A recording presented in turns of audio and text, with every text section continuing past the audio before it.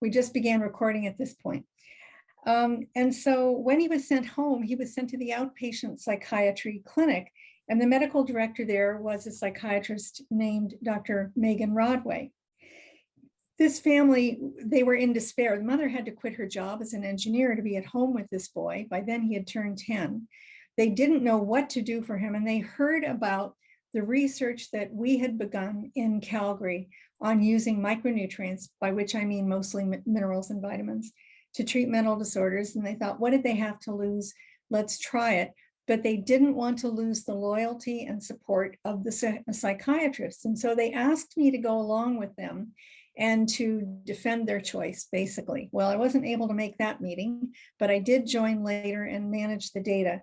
Apparently, Dr. Rodway at that meeting that I missed said to them, this is snake oil, but I don't have anything better to offer, which shows that she has a lot of integrity.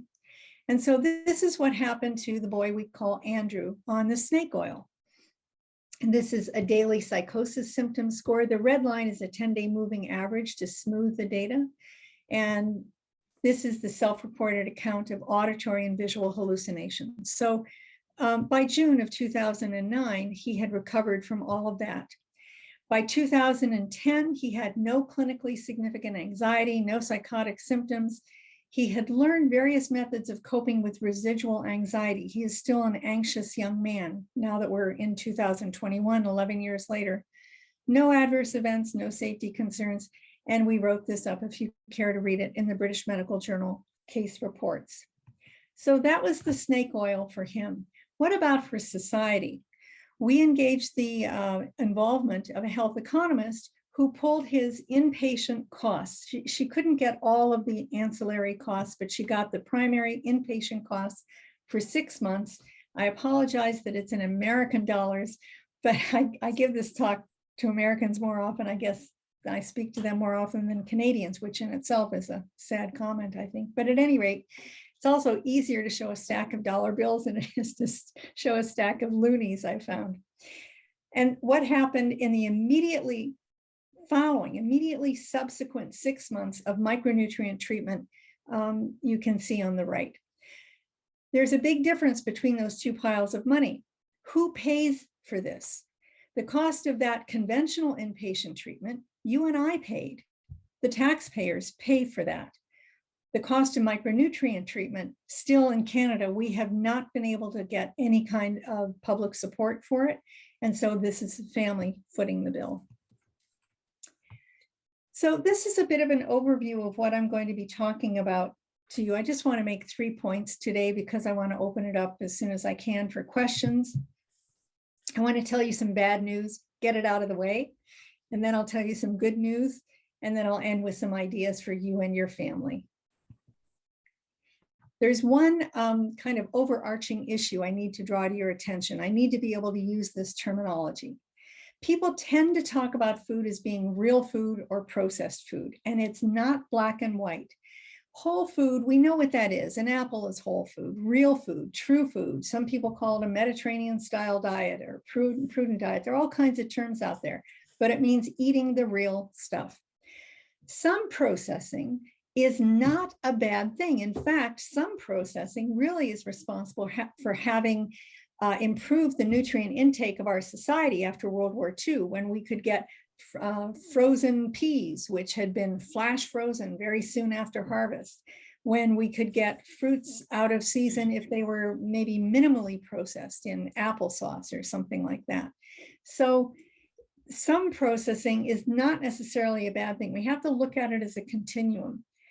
But everybody kind of agrees on what ultra-processed stuff is. And I can't stand, people are in the literature, they're using the abbreviation UPF, ultra-processed food. Food is something that makes our cells grow and maintains our cells. And the chemical stuff that our society is using as food does not build or maintain cells. So I call it ultra-processed products. This, as you'll recognize, is a typical Mediterranean whole foods diet. I forgot to ask if you can see my cursor. Upper left corner is fruits and vegetables, fish a couple times a week. Meat, if you're not a vegetarian, dairy and eggs if you're not a vegan, whole grain, no refined carbs, that's really important. Olive oil as much as possible for your oils, nuts and seeds, great snacks, and here's where you really save money, which is with beans and legumes. I'll come back to that. This is not a whole foods diet. You knew that. So another bit of bad news, and I can't tell you how shocking this is, and I want you to remember this. I was shocked, maybe 3 years ago when I ran into this review of the caloric intake of Canadians being basically half ultra-processed stuff. It was based on the Canadian Community Health Survey, but it was based on the survey that was done in 2004. And I haven't seen I'm sure there's more recent data out yet, but I haven't seen it yet. But what just came out is no different in the States than in Canada, I'm sure, is more NHANES data. So this is in the last 2 months. NHANES is something that they've been doing in the States since 1971. It's the National Health and Nutrition Examination Survey, where they do, just like our Canadian Community Health Survey, they're evaluating across the country, constrained, well, it's a random sample, but constrained by age, etc. And they ask questions like this. Of the caloric intake of children, what are we doing to our children aged 2 to 19 years? As of 2018, 2/3 of that caloric intake had no micronutrients, basically. It's ultra processed. There are so few micronutrients in those ultra processed products that you can just dismiss them, even if they've been fortified. It's really trivial amounts. What about the adults? That was in JAMA.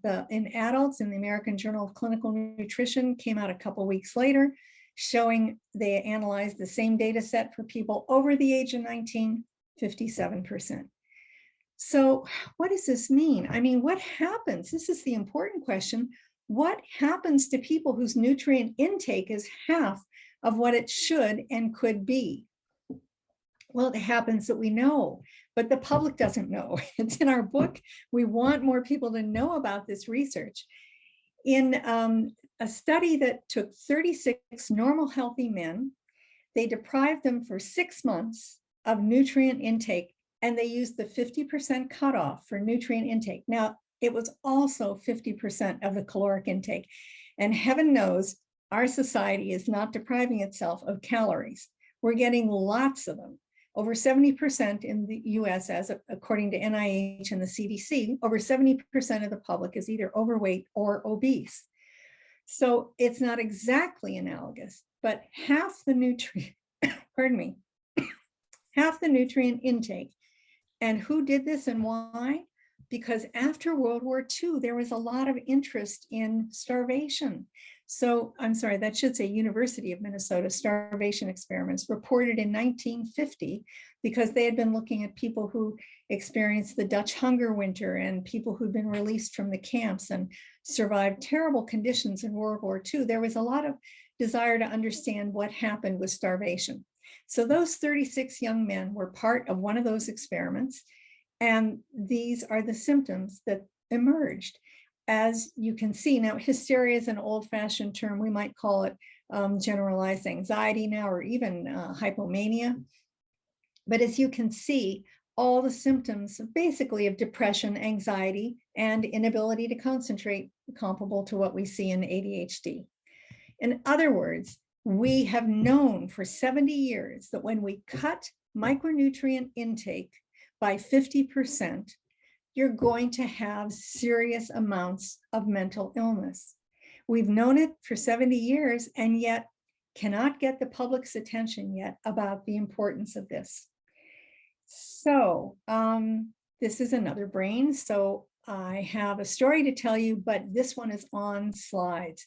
I thought you'd like to see another extensively evaluated case study that is Canadian and that was peer reviewed. So this is a woman. Here's the background to this woman. It's very interesting to me anyway. I was visiting some people in Southern Alberta, and a woman came up to me and said, Bonnie, I know you're studying these micronutrients that were developed in Alberta. someone, and she was very intense, she says, someone has to look at my health records because I know I cost the Canadian public more than $1 million until I got onto the micronutrients. I'm sure you'll find it's at least $1 million. And that kind of stuck in my mind. I thought, well, you know, in Canada, we should be able to get at the health records. Turns out it's hard to do historical health record review of individual people. It's easier to do large groups of people. But I engaged the interest of 2 health economists at St. Michael's Hospital in Toronto. And this is what we found out. We call this woman Marie, not her real name. Basically, from the age of 33, 1997, she had, as is typical of diagnoses, she had lots of different diagnoses, and she got conventional treatment in 3 provinces. So they had to collect a lot of different information. This took a few years to do, but BC, Ontario, and Alberta.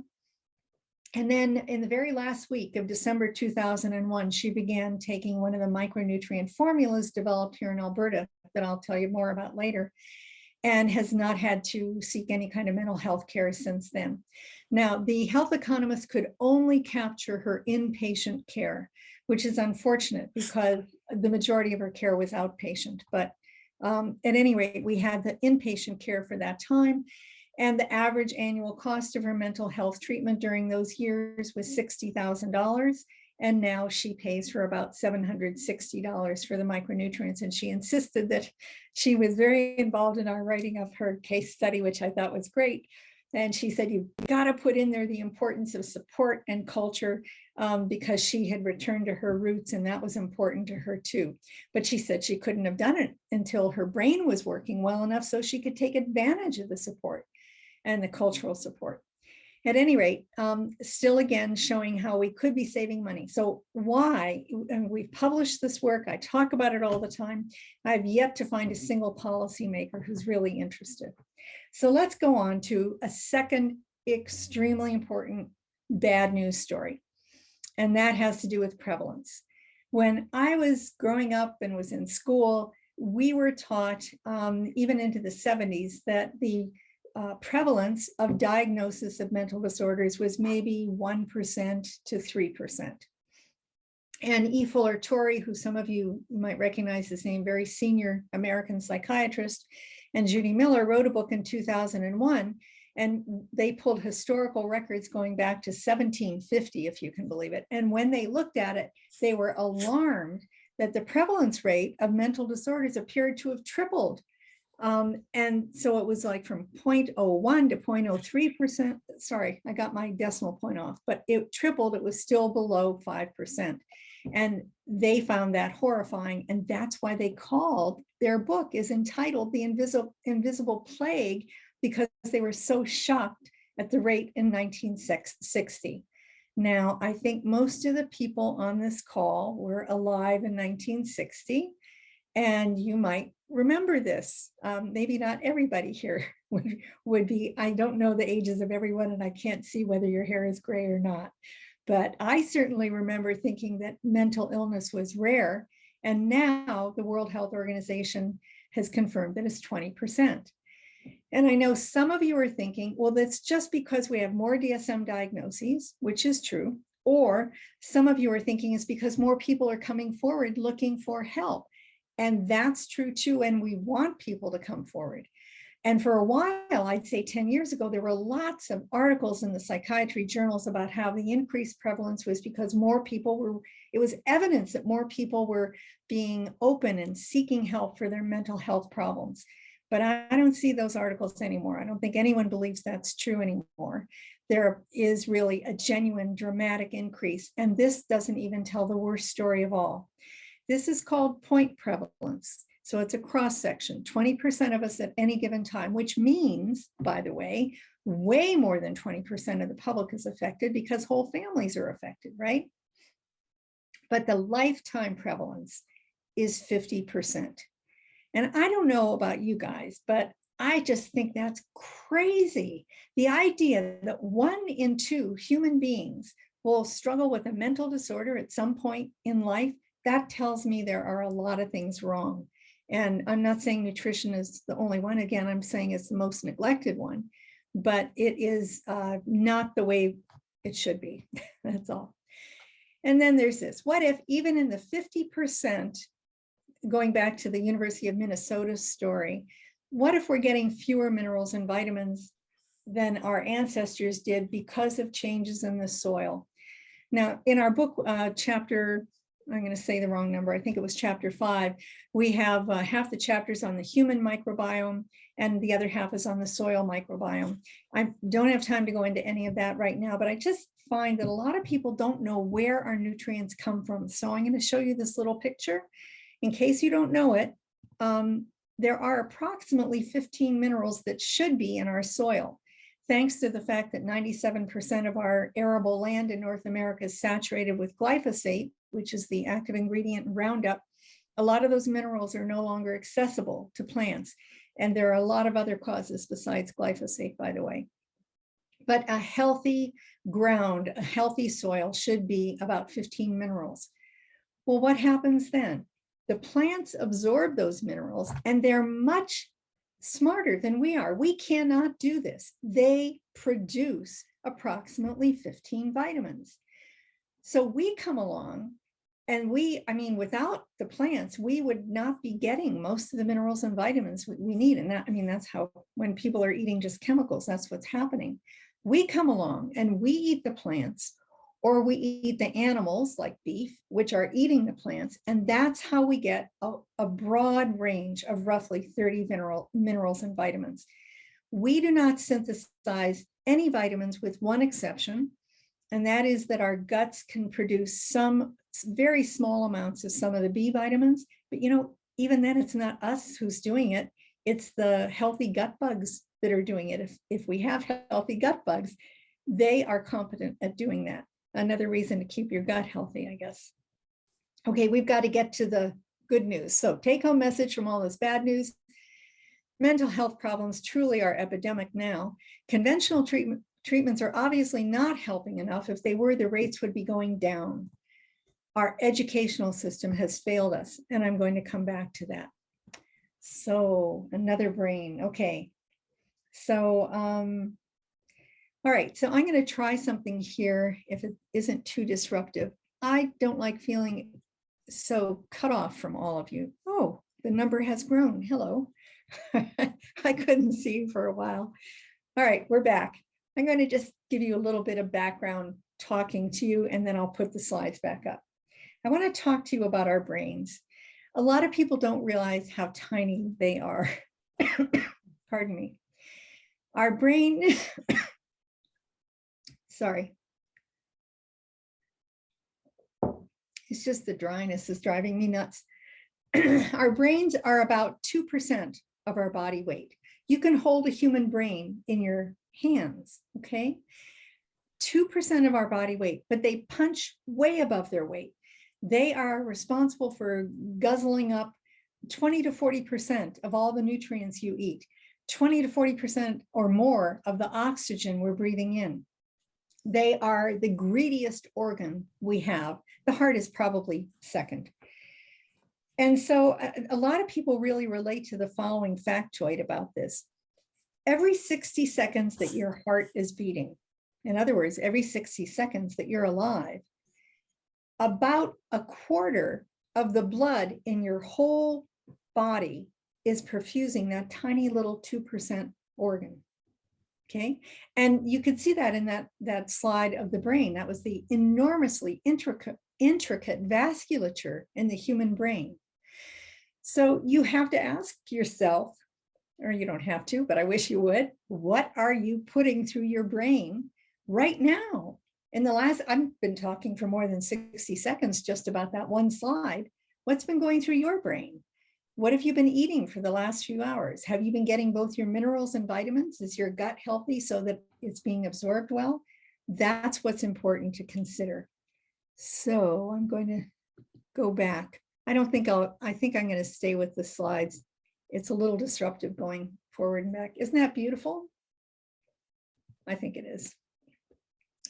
Now I'm going to show you a slide. You know what? I should have introduced this slide without having it there because people get a little put off by it. Over the years, well, years ago, 20 years ago, I would give lectures about nutrition and mental health. And people would think it was magic when I would present some cases. And I didn't like the feeling that I was studying magic. So for a long time, the third part, it's very common to have your talk in third. So the third part was always entitled, Why It All Makes Sense, because I had to educate people that I was not studying magic. And then I found what they really needed was a visual image of what's going on in the brain, because I don't care who the audience is, down to grade 6 up through family physicians and psychiatrists, they are not taught yet in our educational systems. They are not taught what micronutrients are doing in the brain and why they're so important. So I went online and I made a slide out of a tiny little corner of tryptophan metabolism. And metabolism is a very simple concept. It's just we have to convert chemical A to chemical B in the brain. And the way we do it is usually with enzymatic reactions. And enzymes don't work alone. Enzymes, in order to convert chemical A to chemical B, enzymes have to have cofactors on board, and they have to have an abundant supply of cofactors. Cofactors rest upon minerals and vitamins. They incorporate minerals and vitamins, sometimes a large number of them. And that's what I'm illustrating with this slide. This is in chapter 2 of the book. And I have to tell you that before I just explain it to you, I have had so many people say to me, Bonnie, I'm not going to remember anything else you said in that talk, and that's okay, but I'm going to remember that slide. I finally understand why I should change the way I eat. And I'll tell you one other little anecdote about it, and that is that this slide had a lot to do with why I even decided to write a book, because I had so many people say to me, you know, there are so many books out there about diet and nutrition, and even now more and more about mental health and brain health, but they all, I call them shake a finger in your face books. They're like, eat this, don't eat that, eat this, eat that, but they never say why. And that's not the way to change behavior. In my opinion, there's pretty good evidence that this is having a bigger impact. So tryptophan, serotonin, and melatonin are in red only because everybody knows what those words are. And you don't have to worry about the others. They're just other chemicals that are in these metabolic pathways. This is highly oversimplified. I stress that. But to get from tryptophan to 5-hydroxyl-tryptophan, there's an arrow, which means there's an enzymatic reaction. And you can click on the arrow online and ask, well, which micronutrients are required for that enzyme to work? Iron, phosphorus, and calcium. And you can go to the next one up here. This one just needs B6. B vitamins are very important in these pathways. Here are 2 B vitamins and iron. Over here we have B6 again.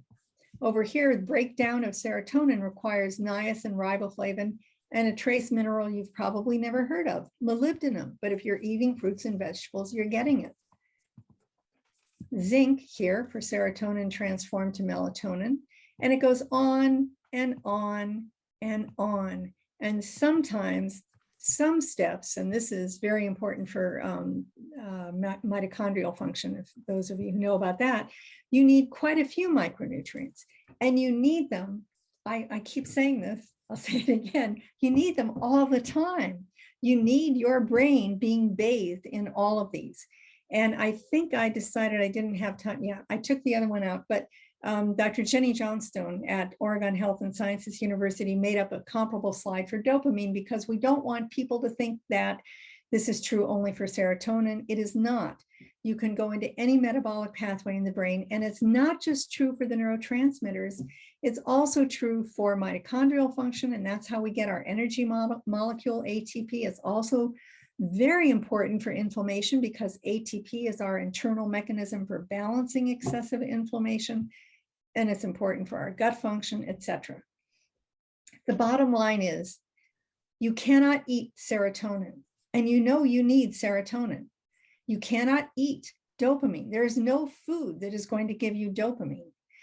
But if you are consuming enough of the micronutrients, the building blocks, these will follow, and you will have enough of the neurotransmitters, and your brain will work better. So, time for some good news. In addition to that, the best news of all is that diet is a modifiable risk factor.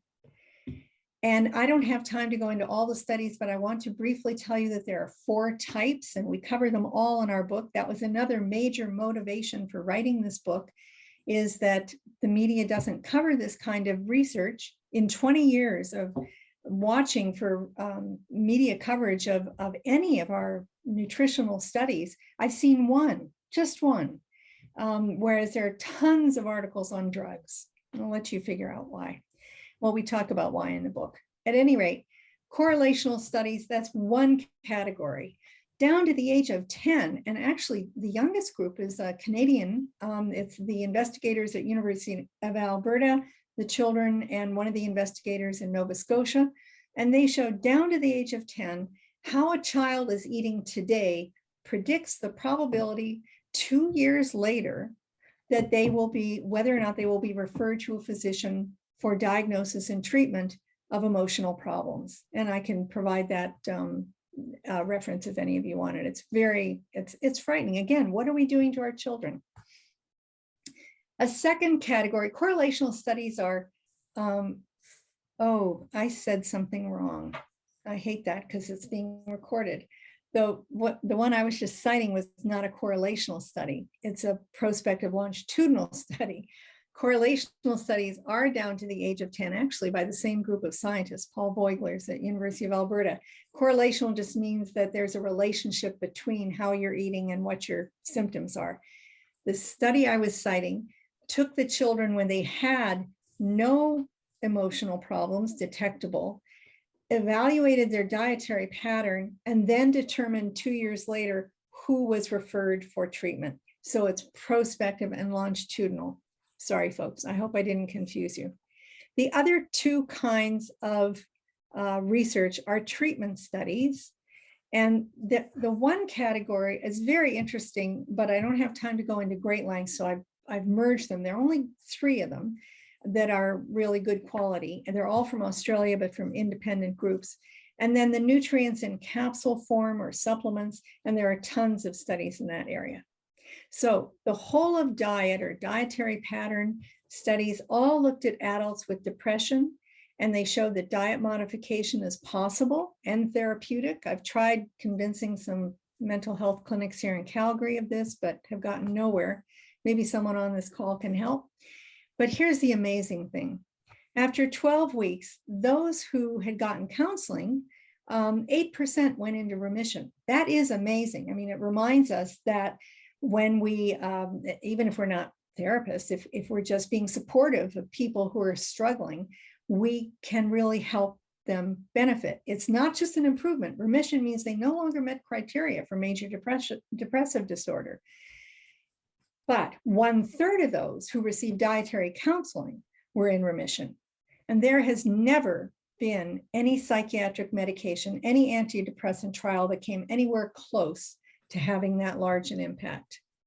Those who improved their diets the most showed the best improvement of mood. And you know what a Mediterranean diet is. That's the kind of thing that they were taught. But here's a really important slide. I can't tell you how often clinicians tell me, my patients don't have the money to eat a whole foods diet. Well, they don't have the money to eat a processed diet because it is less expensive to eat a whole foods diet unless you want to eat steak and lobster every week. Prior to intervention, these people were paying $138 Australian per week. And then with the recommended diet, there was about a 20% decrease. Okay, now I should have mentioned that the people who entered this trial, they had to be eating a relatively poor diet. So there had to be room for them to improve, and it showed they saved money. This is what they were taught to eat, and the more they were adherent to that kind of diet, the more they improved. But let's go on. As I say, there were 3 trials that basically found the same thing. Let's talk for a few minutes about nutrients in pill form. So my co-author of the book, Dr. Julia Rutledge, is originally a Canadian from Ontario, who then, she did her master's and PhD with me at University of Calgary, and then moved to New Zealand to take a position at University of Canterbury and stayed. So she's been there 20 years. She has the most active research program in the world right now on broad spectrum micronutrient treatment of mental disorders. So why would she do that? Or why did I do it before I retired, when we should be teaching people to eat a good diet? We are both diet first people. You'll see that if you read our book. But there are reasons why a good diet might not be sufficient for everybody.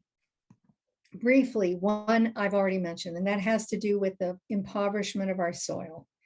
But also there are individual differences. You might need more magnesium than I do for a particular pathway. I might need more vitamin B6 than so-and-so does for another pathway. These individual differences are well known and have been documented as inherited congenital phenomena in the physical health world, and that's Bruce Ames's work that I cite there. But we don't know anything yet about any of them for mental health. But why would it be different? The brain is part of the body. So we think that that's why we're seeing differences of that type. And I think it's my next slide. Yes, because here's a brain. On page 1 of the chapter 1 of our book, we have right at the top this quotation from Dr. Linus Pauling, 2-time Nobel Prize winner, who said back in the 1960s, he said that genes for mental illness are likely the genes that regulate brain metabolism of essential nutrients. And I think that this is so important because I think it's why we see certain kinds of mental disorders running in families. What is inherited is a need for more than the typical amount of micronutrients to make that brain metabolism work. I won't be able to prove that in my lifetime, but everything is fitting that model. So this is an important quotation. Types of nutrient treatment research. There are 3 categories. I'm not going to talk about single nutrients. That's what all the government agencies fund, but it's ridiculous because you just saw the brain pathways. How could a single nutrient manage a complex brain mental health problem? It's ridiculous. That's why vitamin D is not the complete cure for, vitamin D is very important, but it's not going to cure depression, even though people got millions of dollars to study it. There are people who have their favorite little handful of nutrients, and by and large, they find no impact except for B complex. B complex is a really useful treatment for just coping with stress for people who are anxious during periods like the pandemic, not for treatment of a serious anxiety disorder. There's no evidence of that. And then the broad spectrum approach is roughly the 30 minerals and vitamins that we should be getting from our food. This is one slide on the B complex if anyone is interested. And all this stuff is on my website too. But if you take people from the normal population and just put them through exam stress at their university, B complex strengthens their resilience. That's how I think of it. But what about the broad spectrum approach? There are 45 to 50 peer-reviewed trials now, so I can't show them all to you. But, and here are I'm jumping ahead a little bit because there is no time. I always talk too long. This is in the book. Chapter 11 goes through all of the multi-nutrient formulas in the world for which there is scientific peer-reviewed evidence of benefit for mental health, which were done by independent scientists, people who get no money from the people who manufacture the supplements. That's really important to us. So what I'm going to do is let you watch a TikTok from Dr. Subawale, who I hope I'm pronouncing it right. I've just met him via LinkedIn. He is a psychiatry fellow at UCLA right now, and yesterday he posted this 1-minute TikTok. Can food be medicine? If you have ADHD or know somebody with ADHD, you're going to want to listen to these newest research results. There's a study down here. They took over 120 kids between 6 and 12 years old with ADHD and irritability, and they gave half of them a fake pill, a placebo. They gave half of them micronutrient pills. And over the course of 8 weeks, about 54% of kids who took the micronutrients got better compared to about 18% of kids who took the fake pill. And this was in terms of how clinicians rate their ADHD symptoms not how in terms of how their parents rated them. However, there were no serious negative consequences in the group that took the micronutrients pill, and they gained about 6 millimeters over the course of those 8 weeks. This study, as well as 2 other studies in children and adults, have shown that micronutrients can be helpful for folks with ADHD who have difficulties regulating emotions, and it seems to be also helpful for the inattentive symptoms of ADHD. So I don't know why that sounds like there was a Christmas carol. Can food be medicine? If you have ADHD or Sorry, but I don't know why it sounds like there was a Christmas carol on there or something. I'll have to, maybe he had a radio on in the background. I'll have to ask him about that. Anyway, he was summarizing a clinical trial, a really important one that just came out after our book went to press. Jenny Johnstone, who I already mentioned from Oregon Health and Science University, ran a multi-center trial, which included 2 countries, Canada and the US. And it was published in the Journal of the American Academy of Child and Adolescent Psychiatry. And that's the study he was describing. It's the one on the right here. These are when they broke the code, the children who took micronutrients on clinical ratings were 54% improved, 54% were much to very much improved.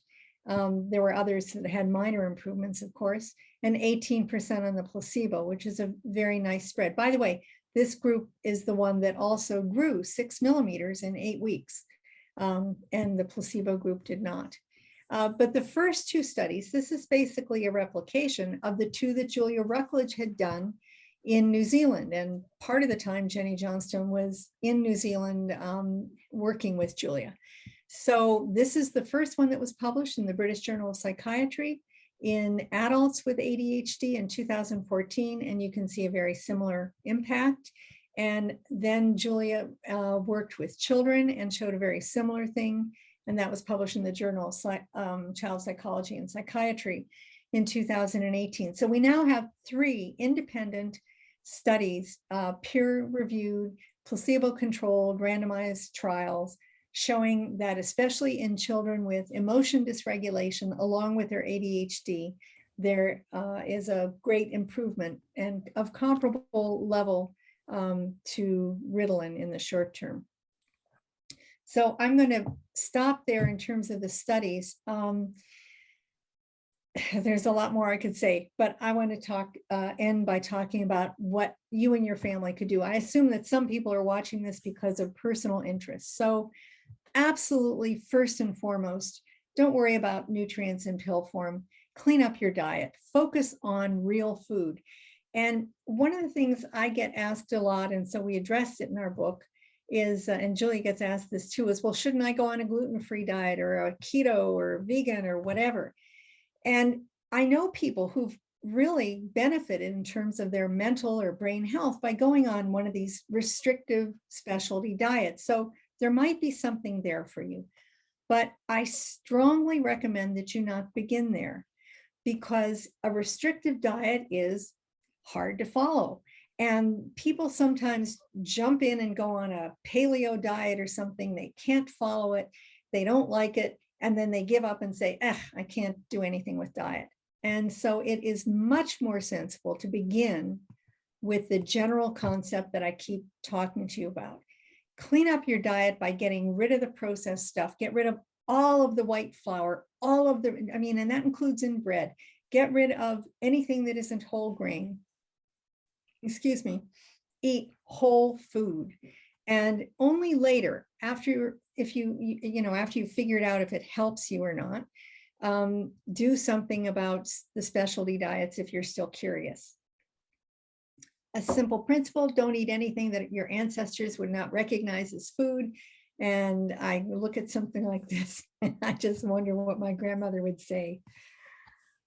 Think about those metabolic pathways before every meal. People have told me that that's one of the ways in which that tryptophan pathway segment has had an impact on them, is that they think about when they're putting a bite in their mouth, they say, what is this going to do for that tryptophan metabolism? I want all the serotonin that I need going on, being synthesized in my brain. Teach people how this all works. Teach people what cofactors are. Teach people and your family to eat from this and not this. For breakfast, start the day out right with something like oats, but not the refined flour things that aren't real food. I often like to mention this. Some people who are really addicted to sugar and addicted to sugar in the sodas, and they drink their sugar every day. These carbonated waters with a single drop of flavor, but without sugar or artificial sugars, which are bad for our guts, they provide a transition for them. They can cut back on their sugar and get rid of their addiction by moving to carbonated water or soda stream. That's another way to do it, right? And eventually, of course, move to water and maybe tea, but not this. Just stop buying it, period. Boycott vending machines. That's one of the things that I like to promote. They're terrible. The challenge is to get everyone to learn to cook from scratch. But you can, I mean, a lot of people don't like cutting up vegetables, etc. And now we can buy them. So, you know, something you can do. Food first, I keep emphasizing that. Ask yourself, how many times a week do you eat fast food meals or snacks? How many sodas? How many servings of fruit? And how many of vegetables? If you do that, don't score this or anything, but it will help you identify what you and your family might be particularly susceptible to and what you should probably be working on. And teach your children, teach them about feeding their brains, about brain metabolism, about cofactors. And this whole thing that's happened in my lifetime where food has become a treat, and eating out is, you know, somehow a common thing, that really needs to change. And we as parents have to do that. We have to change the values. And finally, to save money. You know, if you go online, I've done this even recently, and put in something like lentils or kidney beans and say recipe in front of it, you will, in less than 1 second, you will have 7 million, 10 million recipes, more than you can handle in a lifetime. And you may want to get an Instapot or a pressure cooker, or maybe you don't need it, but you can live so much less expensively by learning how to cook with these things. That's why we have a chapter on recipes, and we have some of those in there. But even if you start out once a week, move up to twice a week, you'll be able, and they're wonderful leftovers for lunches, you'll save money significantly. Okay, I finally made myself stop talking, Danielle. So I can answer some questions. Amazing. Thank you, Bonnie, so much. We're happy to take questions from the people who are on, but while you get your thoughts in order after that very illuminating presentation, I have a question myself. In your book, you note that improving your nutrient intake is correlated with improving your resilience. And resilience, of course, is a huge buzzword during COVID. Would you be able to elaborate a little bit on that? Yeah, we're told that chapter 7 in the book is in some ways one of the most moving, because, and Julia went through unbelievable things in Christchurch during the earthquakes, those major earthquakes in 2010 and 2011. She describes in a very moving way what that meant and what their lives were like. And she was in the middle of clinical trials, and she discovered after the second set of earthquakes in February 2011, that people who took micronutrients, she did a randomized controlled trials, unbelievable, intense, on the lawn, because no one could be in buildings. It was bizarre, but she did it. And she showed that people actually were so much better in terms of depression, anxiety, and stress after 4 weeks on a micronutrient formula. That all of that is published, and that's also in chapter 7. That then when we had our flood in Calgary in 2013, she called me and said, Bonnie, you've got to go to the mayor and tell them to hand out at least B complex or preferably a broad spectrum formula or whatever. And of course, I couldn't get anybody to pay any attention to me. So we did a study following the flood. I bet none of you know that. I could not get the media here to cover it. Our results were astounding. We randomized people. It was a controlled trial. We randomized them to get either a broad spectrum formula, one of the ones from Alberta that I showed you, B complex, or a comparator, which was vitamin D, because vitamin D is very good for us in many ways. And it was amazing how much better the people were after 4 weeks who had been given particularly, and it was general population, mostly from High River.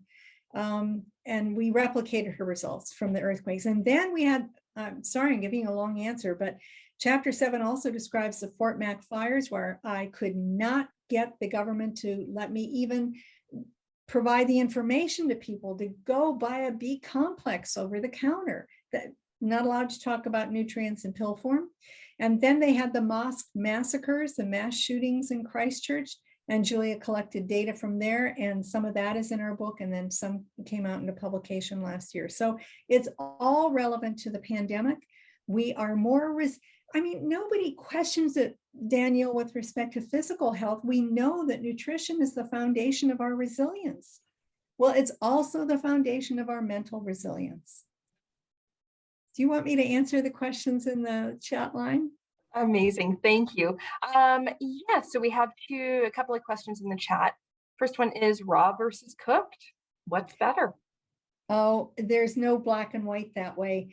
I think the only thing that to know is that overcooking of veggies will kill vitamins, but I don't think there's, I don't think there's anything wrong with cooking some vegetables, and some people don't digest them very well. So just don't overcook anything.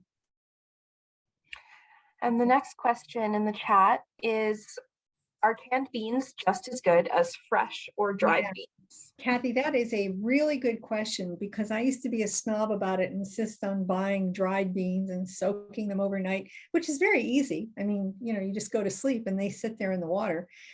But the fact is that the canned beans are as good if you rinse them, because there's too much sodium in them, right? So rinse them and then use them, which I'm sorry to say, because I like the black beans in cans, I hate rinsing off that nice little, whatever that is, probably mostly salt. We're getting way too much sodium. So it's really important to not encourage people to get any more sodium at any time. So otherwise they are just as good, and they're only a little bit more expensive. Okay.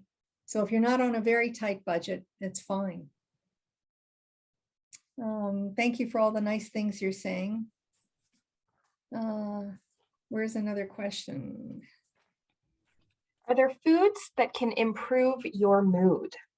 Well, yes, that's kind of what all of the ADHD trials showed. The first one, the adult one, a quarter of the sample, this is the one published in British Journal of Psychiatry in 2014.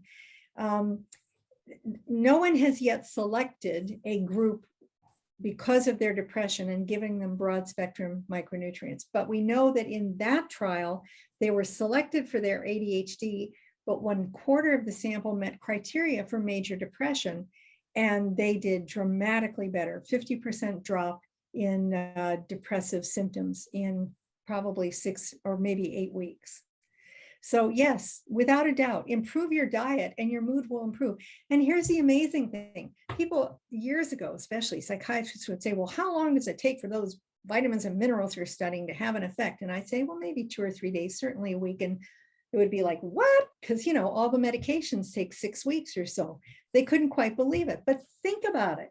The blood that is carrying those nutrients it's a very dynamic process. We're not, except when you're talking about something like omega-3s, we're not talking about structural changes as much as functional changes. And so what you're eating now is going through your brain, through your bloodstream, into your brain within a day. And so, of course, it's going to have a fairly rapid effect. I see some links and everything I don't have time to look at while we're talking, but thank you to whoever's doing that. Any other questions, Danielle? Yeah.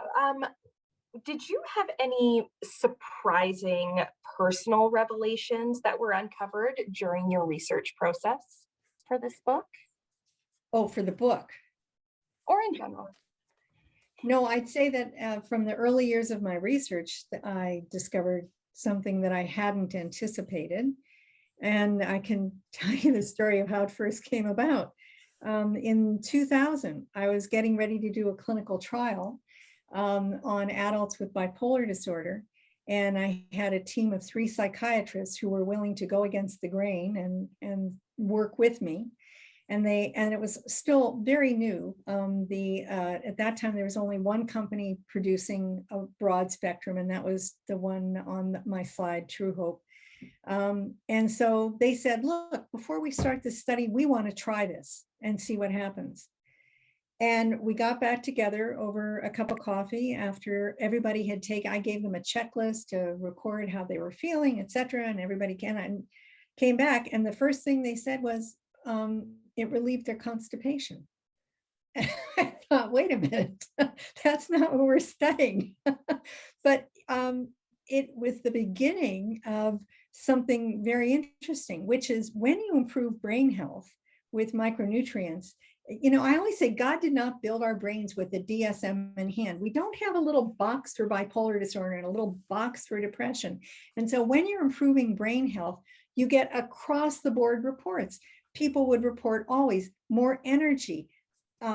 We had so many reports of better sleep that Julia and one of her students have published a good study on insomnia. Relief of constipation. Yes, I think probably we're short on minerals that, sorry, I was distracted by one of the comments. I think probably that's a lot of what's going on. We need to improve our gut, and we sometimes need to do more than just take minerals and vitamins to improve our gut, but improving the fiber, of course, is very important too. There's so many other aspects of nutrition that I haven't been able to cover. Thank you. So we do have another question in here. Is Canada's food guide as detailed as it should be? And should micronutrients be included? So what was the second part of that? Is it should micronutrients be included? Oh, well, micronutrients are included if you're eating your fruits and vegetables, etc. And if the soil had enough micronutrients for, healthy fruits and vegetables, which we can't always know. The Canada Food Guide is controversial. And so I think I'll not get into all of that controversy. All the countries in the world are trying to come up with better ways to guide the public and not be influenced by agribusiness and the big food companies. And it's a struggle. Yeah, let's not go there. I see a hand raised. Is that Hilda? What an amazing hour. I can't wait to, I've told many people about your book. Some of you know this and some of you don't. I'm an internationally certified yoga meditation teacher with a background in Ayurvedic medicine and a former teacher.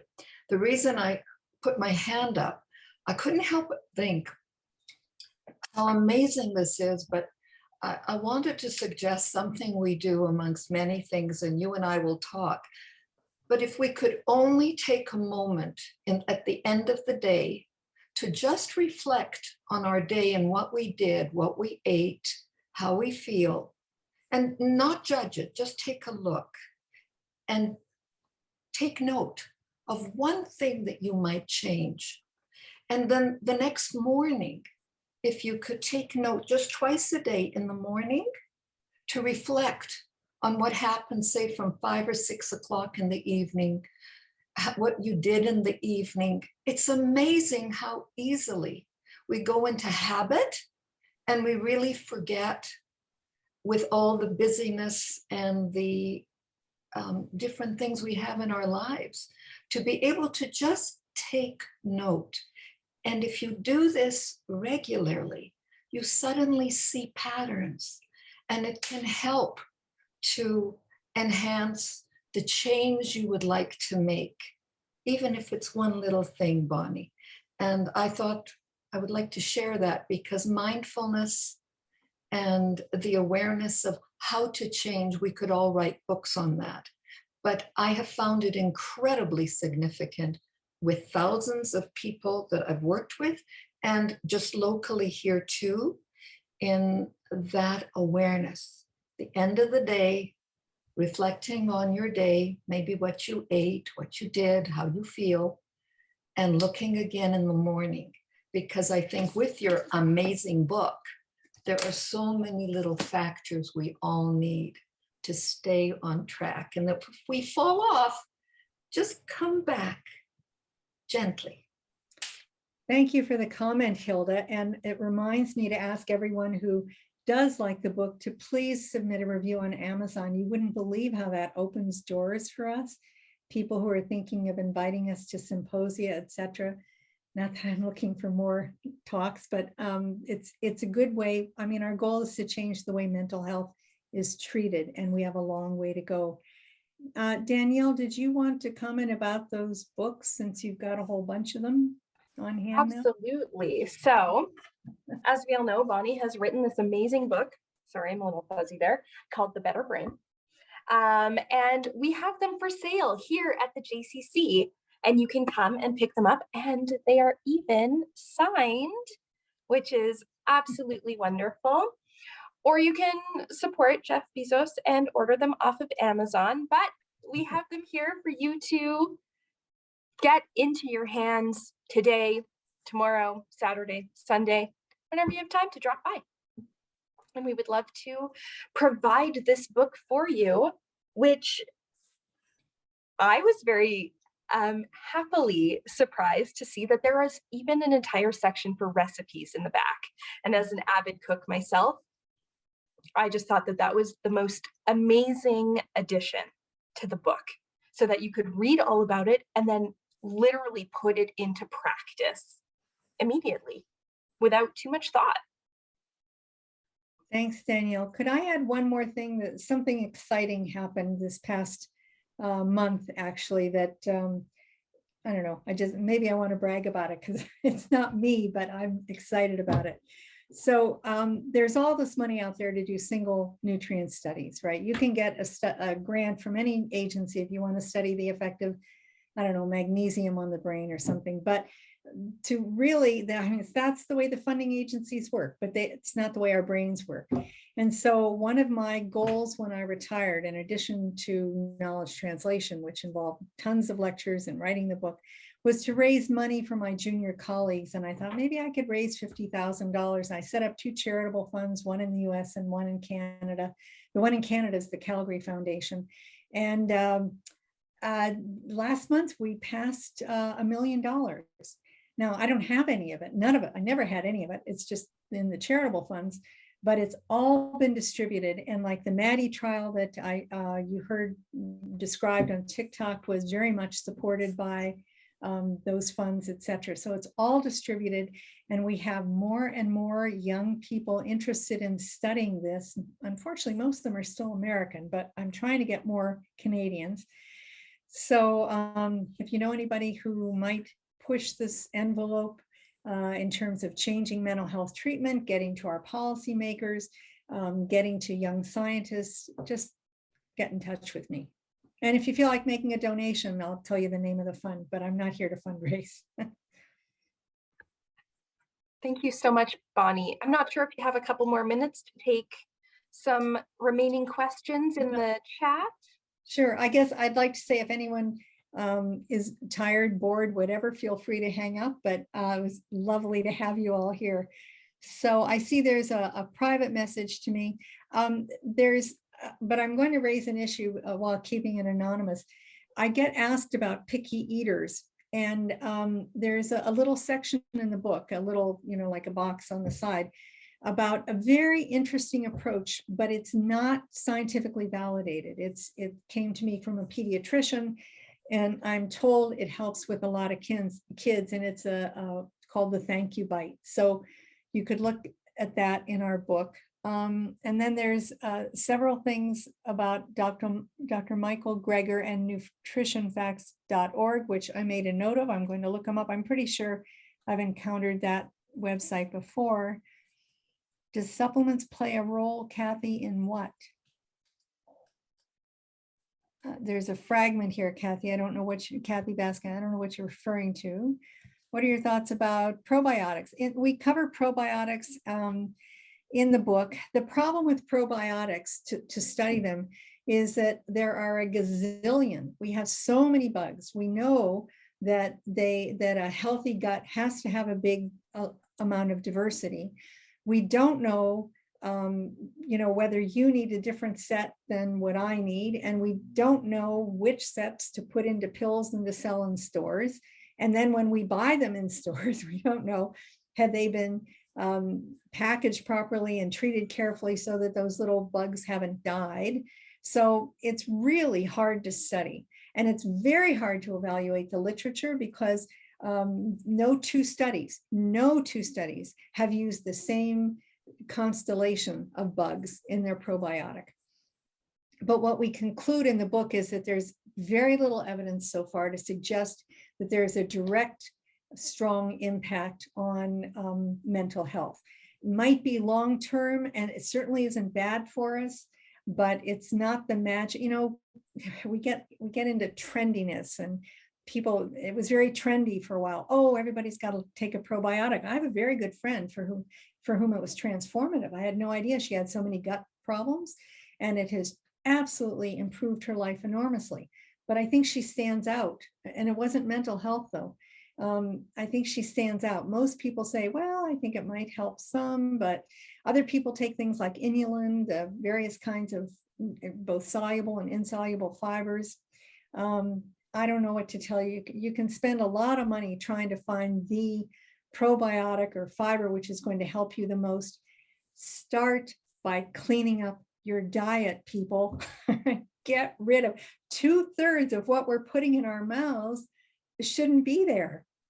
It's just not what we need to be consuming. So that's a real simple lesson. Where did I leave off here? Oh, I'm so glad somebody asked this question. Oh no, I read it wrong. Fasting or testing? I have this problem with the sun today. I couldn't get my computer angled right. Can fasting help with depression? Well, intermittent fasting is a very popular thing, and some people feel a lot better with it. I don't think there is solid evidence yet that it is a magical treatment for depression, but I think if somebody wants to try intermittent fasting, it's very easy to do.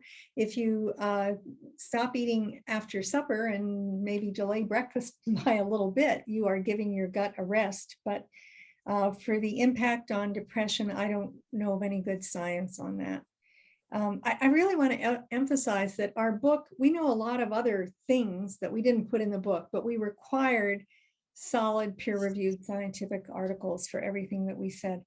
What's the connection between lack of micronutrients, food allergies, and anaphylaxis? Oh my goodness. I don't know.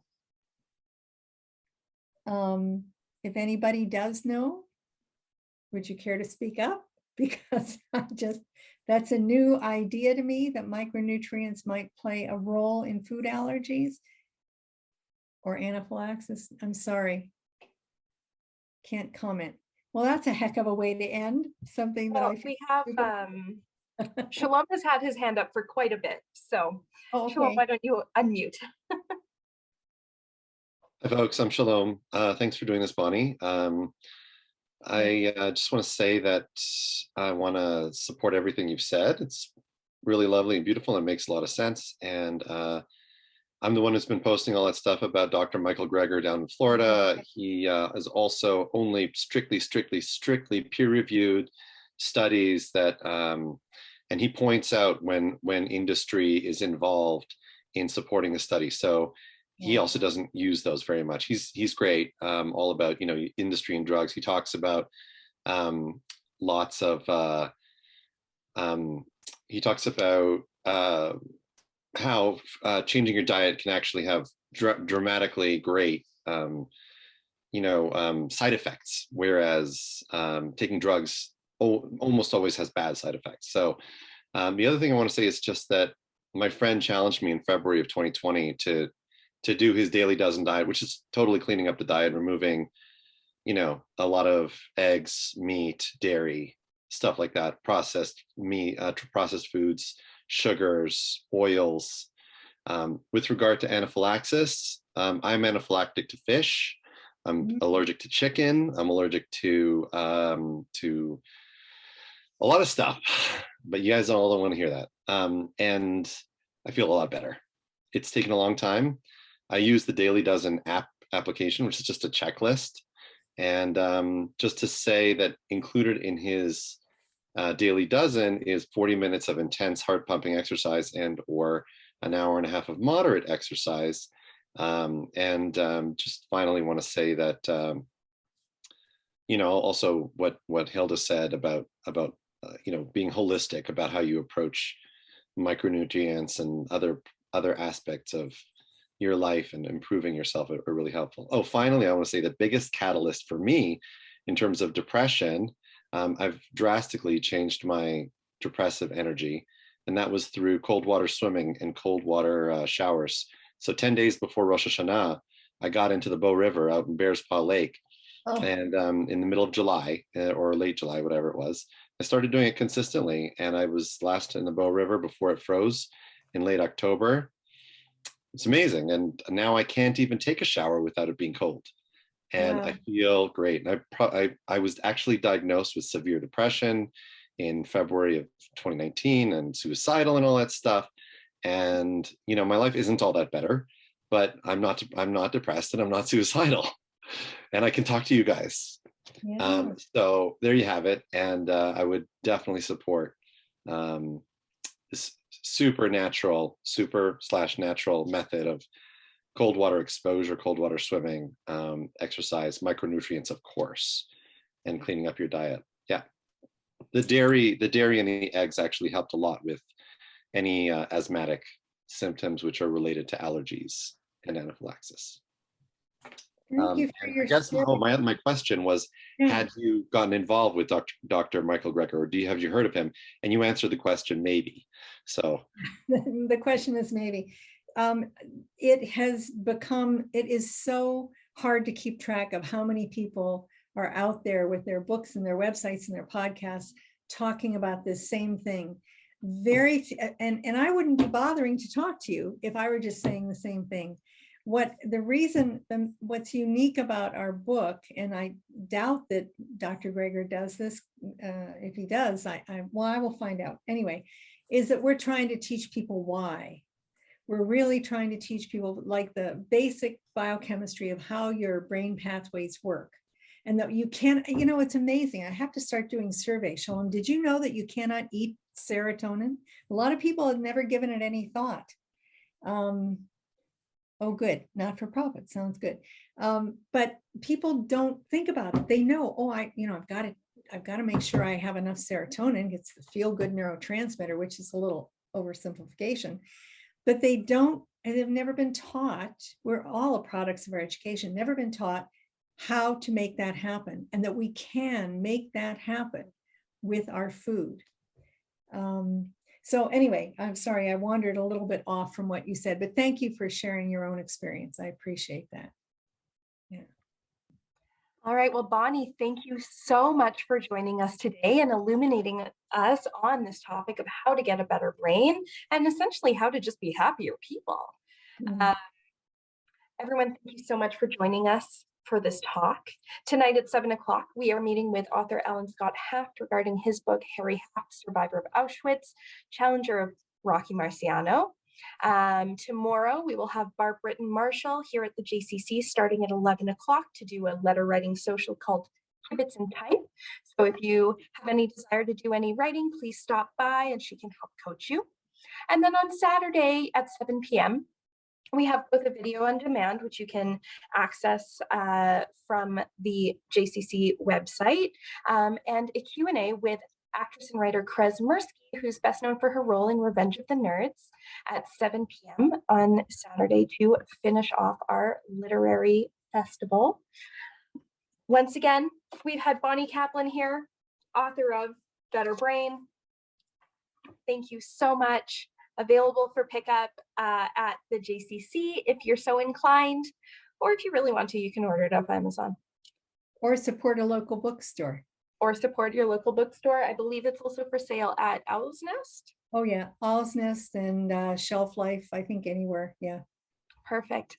All right, Bonnie, thank you so much for joining us today. Thank you. And have a wonderful rest of your day. Bye, everybody.